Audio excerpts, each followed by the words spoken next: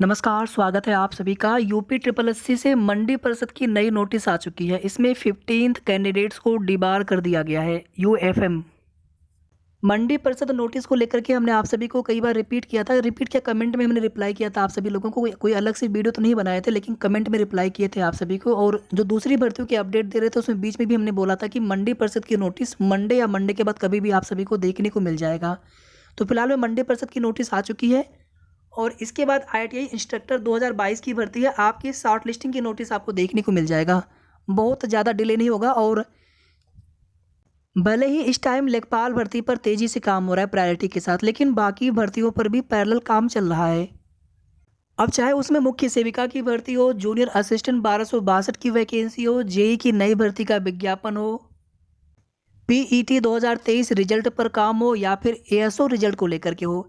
यहाँ पर एएसओ भर्ती के जितने भी अभ्यर्थी हैं, आप सभी जानते हैं कि आप लोगों में ओ लेवल और पीजी का जो विवाद चल रहा था, दोनों को ही लेकर के कमेटी बना दी गई है। और जो लोग भी बता रहे हैं कि चीज़ें क्लियर हो चुकी हैं, अभी तक क्लियर नहीं हुआ है। अभी शायद दिसंबर लास्ट तक क्लियर हो जाए तो हो जाए, उसके बाद ही आपका रिजल्ट आपको देखने को मिलेगा। बाकी यहाँ पर हम लोग कोशिश करते रहेंगे, सचिव सर से रिक्वेस्ट करते रहेंगे, जो भी उसमें दिक्कतें आ रही हैं, अड़चने आ रही हैं, उनका निपटारा करते हुए जल्दी आपका रिजल्ट दें। अभी देखिए, सहायक बोरिंग टेक्नीशियन भर्ती के अभ्यर्थियों को ज्वाइनिंग लेटर वितरण हो चुका है। और अब जो है जेई 2016 भर्ती के अभ्यर्थियों का नंबर है। और आप सभी जानते हैं कि जेई 18 भर्ती वाले अभ्यर्थी अभी भी उनका रिजल्ट रुका हुआ है। लेकिन यहाँ पर पीईटी 2023 का रिजल्ट आ जाएगा टाइम पे। पीईटी 2023 का रिजल्ट 10 जनवरी से पहले पहले देखने को मिल जाएगा। दिसंबर में उम्मीद मत करिएगा। दिसंबर में लेखपाल भर्ती का रिजल्ट दिसंबर लास्ट तक पूरे चांस है, या फिर जनवरी की बिल्कुल स्टार्टिंग में। और 10 जनवरी तक या उसके आसपास या उसके पहले भी पीईटी 2023 का रिजल्ट आप सभी को देखने को मिल जाएगा। जूनियर इंजीनियर की नई भर्ती का नोटिफिकेशन आपको इसी महीने देखने को मिलेगा 100%। आपके नोटिफिकेशन पे काम चल रहा है, और जब भी आयोग की तैयारी पूरी हो जाएगी उसी दिन आप सभी को नोटिफिकेशन साइट पर देखने को मिल जाएगा।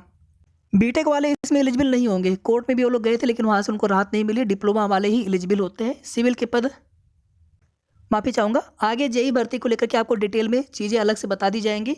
यहाँ पर आगे बात करेंगे जूनियर असिस्टेंट 1262 वैकेंसी। आपका रिजल्ट विद इन 30 डेज आपको देखने को मिल जाएगा। जल्दी मिल जाना चाहिए, बट मैं यहाँ पर 30 दिन मान करके चल रहा हूँ, क्योंकि लेखपाल भर्ती पर प्रायोरिटी से काम चल रहा है। अदरवाइज आपका रिजल्ट अब तक आ चुका होता, या फिर 1 से 2 दिन में आने वाला होता। तो थोड़ा सा आपके रिजल्ट में डिले हो रहा है, बट आपका रिजल्ट दिसंबर लास्ट या फिर जनवरी की स्टार्टिंग में, मतलब विद इन 30 डेज आप मान करके चले। बाकी आप सभी से एक रिक्वेस्ट है, किसी भी भर्ती के अभ्यर्थी हो, आप लोग बीच बीच में सचिव सर से जरूर जा करके मिल लिया करें। आप लोगों में अगला स्टेज टाइपिंग का है, यानी टाइपिंग के लिए रिजल्ट आना है। और 55 प्लस के जितने भी अभ्यर्थी हैं, आप सभी लोग टाइपिंग की तैयारी करते रहें। पहले हमने 60 के आसपास बोला हुआ था, लेकिन हमने ये भी कहा था कि 60 से कम भी है, 55 से 60 के बीच में है, या 60 से ऊपर है। तो आप सभी लोग टाइपिंग की तैयारी करते रहें। एक बार यहाँ पर मंडी परिषद की नोटिस देख लेते हैं, लेकिन उसके पहले बात कर लेंगे मुख्य सेविका भर्ती में। आज सचिव सर से मुलाकात हुई है कैंडिडेट्स की, अभ्यर्थियों की। और जैसी जानकारी हमने आप सभी को पूर्व में दी थी, उसी अनुसार सचिव सर भी चाहते हैं कि आपकी भर्ती जल्द पूरी हो। इसके लिए हमें केवल 2 काम करना है। पहला काम तो ये करना है कि बीच बीच में जाकर के हमें सचिव सर से रिक्वेस्ट करते रहना है। सेकंड काम ये करना है कि हम लोगों को योगी जी से, मुख्यमंत्री जी से भी 1-2 बार जनता दर्शन कार्यक्रम में मिल लेना है। ये आवश्यक है। और जब भी आप देखिए, बहुत लोगों ने कमेंट किया है कि रिवाइज आंसर की तो आई नहीं। तो बस आप इतना, यहाँ पर मैं सारी चीज़ें आपको नहीं बता सकता हूँ, बट इतना आप यहाँ पर भरोसा रखें, जिस दिन आपकी भर्ती पर काम होना स्टार्ट होगा, बहुत तेज़ी से काम होगा। और इसका उदाहरण है लेखपाल की भर्ती। तो जिस दिन भी रिवाइज्ड आंसर की आनी होगी, उसके बाद जल्दी ही रिजल्ट, और उसके बाद आगे की प्रोसेस भी आपको बहुत जल्द देखने को मिलेगा। और ये अच्छा भी है, किसी एक भर्ती पर काम हो तो उस भर्ती को उसी के साथ कंप्लीट कर दिया जाए। ऐसा ना किसी भर्ती को छोड़ करके फिर दूसरी भर्ती पर काम हो, फिर तीसरी भर्ती पर काम हो, फिर चौथी पर, कोई भी भर्ती कंप्लीट नहीं हो पाती। इससे क्या फ़ायदा होता है? तो इससे सबसे अच्छा होगा कि किसी एक ही भर्ती पर काम हो लगातार 1 डेढ़ 2 महीने, बाकी भर्तियों पर भी पैरेलल में काम चलता रहे, लेकिन किसी एक भर्ती पर प्रायोरिटी से काम हो, और उस भर्ती को 1.5-2 महीने में अगर पूरा करा लिया जाए, तो फिर इससे आप सभी को राहत है, सभी के लिए अच्छा है। तो इसी तरह से कुछ आपकी भर्ती में देखने को मिलेगा। भरोसा रखें आप सभी सचिव सर के ऊपर, आयोग के ऊपर। अब यहाँ पर देखिए, एक चीज़ आप सभी को और जानने को मिला होगा कि 91 ऑब्जेक्शन या फिर 91 प्रश्न। पहले चीज़ देखिए, ये दोनों शिफ्टों का मिला करके है। आप केवल एक शिफ्ट में मत मान के चलिएगा, दोनों शिफ्टों का मिला करके है। और इसको आप सभी 91 ऑब्जेक्शन ही मान करके चलें। 91 ऑब्जेक्शन, देखिए बड़ी बड़ी भर्तियां होती हैं जहाँ पर 10-10 लाख अभ्यर्थी होते हैं, वहाँ पर भी 200 300 400 ऑब्जेक्शन बहुत होते हैं। ऐसा नहीं होता कि 1000-2000 ऑब्जेक्शन होते हैं, सभी लोग आपत्ति नहीं करते हैं।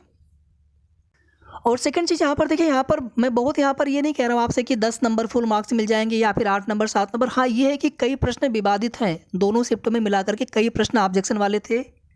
और जिस तरह से पूर्व की भर्तियों में या फिर विशेष करके लेखपाल की भर्ती में देखने को मिला है विवादित प्रश्नों के चलते, उसको देखते हुए आपकी भर्ती में अधिक से अधिक फुल मार्क्स मिलने की उम्मीद है। यानी जहाँ पर थोड़ा भी डाउट लगेगा, आयोग विकल्प में बदलाव करने की बजाय फुल मार्क्स देना ज़्यादा वहाँ पे कंसीडर करेंगे, ताकि कोई विवाद न हो भर्ती में और आपकी भर्ती बिना किसी विवाद के जल्द से जल्द पूरी हो सके।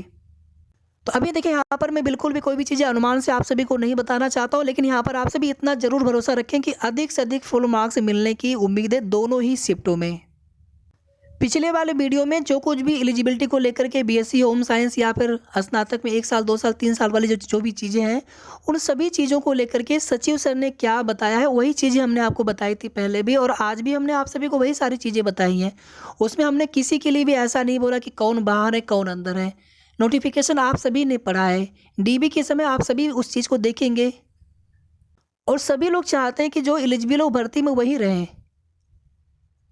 बाकी कट ऑफ को लेकर के हमने आप सभी से कहा था कि एक सेपरेट वीडियो आप सभी के लिए लेकर के आएंगे। वो वीडियो अभी आ नहीं पाया है, लेकिन किसी भी समय हो सकता है कि आपको अभी, लेकिन हम उम्मीद नहीं देंगे, लेकिन आप लोग थोड़ा सा समय दे दीजिए तो कट ऑफ वाली वीडियो आप सभी के सामने होगी। सभी कैटेगरी के अलग अलग आपको एक कट ऑफ बता देंगे, उसी के आसपास लगभग आपको कट ऑफ देखने को मिलेगा या फिर मिल सकता है, चाहे डीबी के लिए या फिर फाइनल मेरिट लिस्ट में। और कट ऑफ बताने के पीछे सिर्फ हमारा इतना सा उद्देश्य है कि आप लोग परेशान मत हुए, क्योंकि कट ऑफ हर दिन बताई जाती है किसी न किसी के द्वारा अनुमान से, उसका कोई आधार नहीं होता है हमारे पास। अब तक आप देखेंगे कि इवन आप ग्रुप में जुड़े हो या फिर कहीं पर भी हो, मैं सभी से पूछता रहता हूँ कि आपके कितने नंबर हैं, किस शिफ्ट में, कैटेगरी में।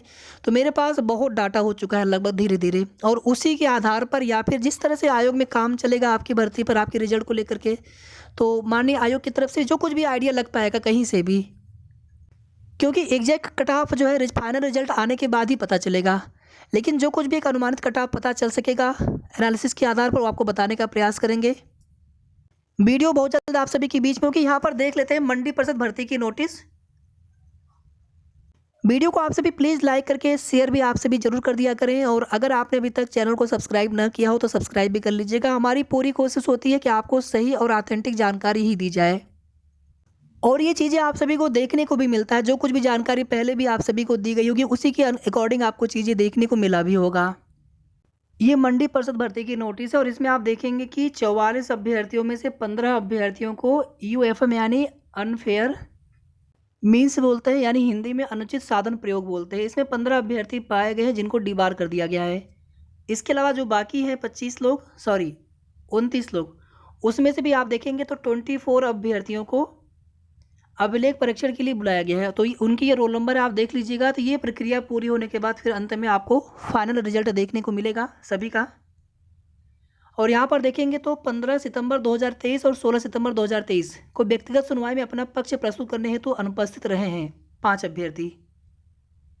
तो को अंतिम अवसर प्रदान करते हुए औपबंधिक रूप से इस प्रतिबंध के साथ व्यक्तिगत सुनवाई और डीबी अभिलेख के लिए डीबी के लिए बुलाए जाने का भी निर्णय लिया गया है।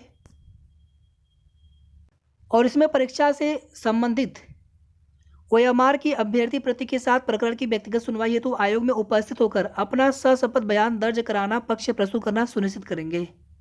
बायोमेट्रिक भी लिया जाएगा। ये 5 अभ्यर्थी वो हो गए। बाकी इसमें क्या क्या आपको लगेगा उसके बारे में चीज़ें दी गई है, इसको आप पढ़ लीजिएगा अच्छे से। पासपोर्ट साइज फोटोग्राफ, कुछ प्रिंट आउट भी आपको निकलवाने होते हैं, इनको भर करके आपको देना होगा, ठीक है। बाकी यहाँ पर कोई अलग से आपको लेटर देखने को नहीं मिलेगा, ऑलरेडी आपका रोल नंबर दे दिया गया है। जिनका भी रोल नंबर है आपको ही उपस्थित होना है आयोग में। तो ये प्रिंट आउट आपको निकलवाना होगा नीचे वाला, और इसको आपको भर करके ले जाना होगा। बाकी आपको वहाँ पर चेकलिस्ट वगैरह भरवाए जाएंगे।